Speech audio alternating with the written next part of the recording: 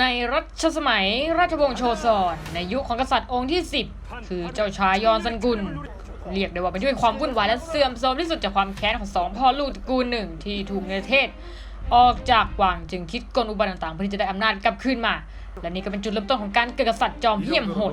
โดยทั้งสองพ่อลูกที่ว่าได้นำเสื้อไปถวายพระองค์และกลับทูลว่าได้เป็นเสื้อของพระราชมารดาของพระองค์ที่ทรงสวมใส่ตอนที่สิ้นพระชนม์จากพวกที่รวมหัวกันขับไล่พระนางนั่นทำให้พระองค์ทรงพิโรธยิ่งนักเหตุการณ์เก่าๆมันย้อนกลับมาพระองค์จึงเกิดยุคแห่งการไล่ล่าพวกที่ทำให้พระราชมารดาต้องสิ้นพระชนม์ไม่เว้นแม้แต่ซากศพที่ในหลุมก็ถูกขุดขึ้นมาทำลายด้วยและช่วงเวลาแห่งความโหดร้ายและเรื่องโลกีทั้งหลายก็ได้เกิดขึ้น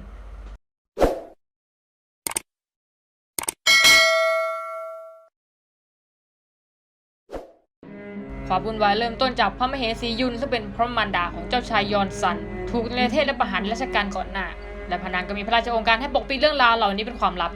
ต่อมาเจ้าชายยอนซันขึ้นครองราชย์ในปีท้ายของรัชสมัยมีขุนนางนำความลับเกี่ยวกับการประหารมเหสียุนมากราบทูลเจ้าชายยอนซันและด้วยความโกรธแค้นจะนำไปสู่การกำจัดกวาดล้างเข็นฆ่าผู้ที่เกี่ยวข้องจำนวนมากไม่เว้นแม้แต่กระทั่งผู้ที่เสียชีวิตไปแล้วก็ยังถูกขุดโครงกระดูกขึ้นมาทำลายพระองค์ทรงโกรธแค้นมากโดยที่2ขุนนางพ่อลูกอิมซาฮองกับอิงซงเจเนี่ยเป็นผู้นำความลับมากราบทูลซึ่ง2พ่อลูกก็เป็นขุนนางตกอับโดนคำสั่งเนรเทศเป็นเวลาหลายปีและยึดกลุ่มความลับดังกล่าว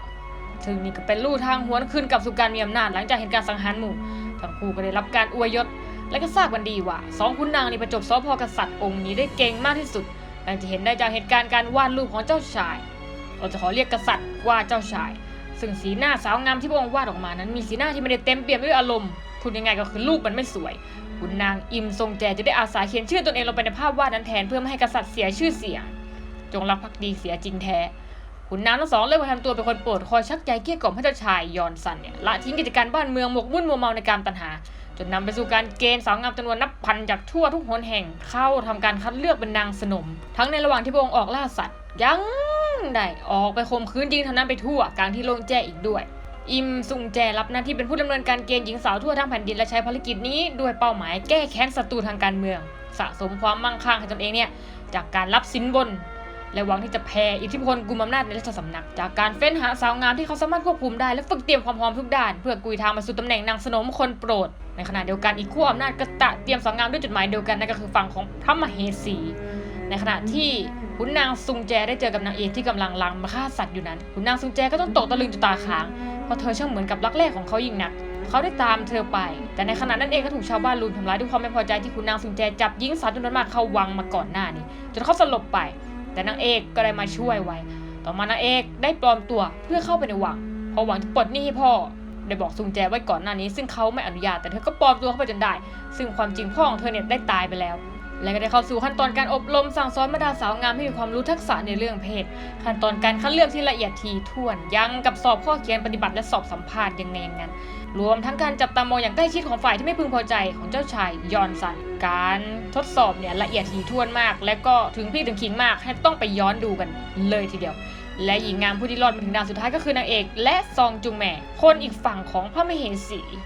และหลังจากผ่านเหตุการณ์มากมายทั้งหลายทั้งแหล่มาเนี่ยก็มาถึงขั้นตอนการคัดเลือกโดยให้หญิงที่เหลือทั้ง2คนเนี่ยมีอะไรกันและใครถึงจุดสุดยอดก่อนคนนั้นแพ้และจะต้องถูกตัดหัวแซบเวอร์ใครอยากดูรายละเอียดแบบเจาะลึกพรีเมียม HD ล่ะแนะนำให้ดูตัวเต็มเลยเด้อแอดย่อแบบโคตรย่อเพื่อความเมามันเอาแต่เนื้อและผลก็คือนางเอกชนะแบบสวยๆแต่นางเอกก็ได้ร้องขอชีวิตอีกฝ่ายไว้โดยคนที่แพ้หญิงคนที่แพ้คนนี้ได้กลายมาเป็นคนรับใช้ของนางเอกแทนและถึงแม้ขุนนางซุงแจจะมีแผนลักพาตัวนางเอกออกจากวังเพราะไม่ต้องการที่จะตกเป็นมเหสีของกษัตริย์นางเอกก็ยังแอบเข้าวังไปจนได้ในขณะที่คนที่ขุนนางซุงแจจับมานั้นคืออีกคนหนึ่งแทนในขณะที่กำลังจะเข้าได้เข้าเข็มกับกษัตริย์นางเอกผู้มีแผนจะกำจัดกษัตริย์องค์10อยู่ก่อนแล้วก็ได้หยิบมีดเงินเพื่อที่จะปองพระชนแต่มีคนของฝั่งมเหสีเนี่ยเข้ามาจับไว้ได้ทันพระองค์รับสั่งให้ประหารนางเอกแต่ขุนนางซุงแจได้ตบตาฟาบาทแทนโดยการให้นางเอกกินยาบางอย่างเข้าไปก่อนที่จะแจ้งว่าเอามีดแทงเธอซึ่งเขาก็แทงเธอไปจริงๆแต่ด้วยรอดมาได้เพราะยากษัตริย์องค์10ได้มีรับสั่งให้เกณฑ์สาวงามเข้าวังอีกครั้งไม่หยุดไม่หย่อนแต่ครั้งนี้ขุนนางซุงแจได้ร่วมมือกับฝั่งกบฏโดยได้หลอกล่อพระองค์ว่ามีสาวงามกำลังรอพระองค์อยู่ด้านนอกและซุงแจก็ได้เอามีดแทงไปที่ขาของฟาบาทและได้ปล่อยหนูนางสนมจำนวนมากเข้ามาแทนและยังได้ยิงธนูไฟเพื่อสัญญาณให้พวกกบฏเนี่ยบุกเข้ามาได้เลยและพ่อของขุนนางซุงแจก็ถูกยิงจากฝ่ายกบฏในที่สุดตัดภาพมาที่ในปี 1506 น้องชายของกษัตริย์องค์ที่10ก็ได้ขึ้นของราชย์แทน และภาพก็ได้ตัดมาที่ชายคนหนึ่งกำลังลำล่าสัตว์อยู่ซึ่งเขาคนนั้นก็คือคุณนางซุงแจที่ตอนนี้ได้ออกมาใช้ชีวิตแบบคนปกติและมีนางเอกที่ได้ยืนมองเขาอยู่ใกล้ๆนั่นเองและหนังก็ตัดจบไปแล้วก็จบไปสำหรับหนัง The Treacherous 2 ทรราชโค่นบัลลังก์ชื่อนี่ก็บอกตัวเต็มไปแล้วถึงในยุคขณะนั้นมีด้านมืดที่เราประชาชนเนี่ยไม่รู้ซึ่งเป็นการสะท้อนได้ดีเกี่ยวกับการกดขี่ทางสังคมจากการมีผู้นำที่ละเลยต่อหน้าที่ของตัวเองนอกจากนี้ก็ยังสื่อให้เห็นถึงภาวะของผู้นำที่ไม่ค่อยสนใจประชาชนมัวแต่นึกถึงการผลประโยชน์ของตัวเองและเรื่องโลกีทั้งหลายแหล่เนี่ยย่อมทำให้ประชาชนใช้ชีวิตกันอย่างยากลำบากบ้านเมืองก็พังพินาศและทำให้กลุ่มคนที่มีอำนาจไม่พอใจและพร้อมที่จะโค่นบัลลังก์เมื่อละเลยการปกครองผู้นำที่แย่แบบนี้ก็แม้ว่าจะมีบุญวาสนามากแค่ไหนที่ได้เกิดมาอยู่ในฐานะนี้แต่หากว่าได้มาจากการเบียดเบียนและทำให้คนอื่นเดือดร้อนสุดท้ายเนี่ยท้ายที่สุดในหัวชีวิตก็จะมีแต่ความทุกข์ดังเช่นองค์ชายยอนซานเพราะฉะนั้นทุกคนต่อมีหน้าที่ของตัวเองและเมื่อได้อยู่จุดที่ดีกว่าคนอื่นก็ควรที่จะทำหน้าที่นั้นให้ดีที่สุดส่งผลให้ประเทศชาติเจริญประชาชนมีความสุขและตัวเองก็จะเจริญไปด้วยข้อคิดนี้สะท้อนได้ดีทีเดียวในโลกปัจจุบันและในความจริงของสังคมใดๆก็ตามแนะนำให้ไปดูเรื่องนี้นอกจากจะเป็นอีโรติก18บวกแต่ข้อคิดก็เลิศไม่แพ้กันเนื้อเรื่องนี่เข้มข้นจนลืมไปเลยว่าเป็นหนังอีโรติก18บวกเอาแหละวันนี้ทอยหนังเด็ดเจสตูดิโอก็ขอสรุปเนื้อเรื่อง The Treacherous ไว้เพียงเท่านี้แล้วพบกันคลิปหน้าคลิปต่อไปสำหรับวันนี้ไปก่อนสวัสดีจ้า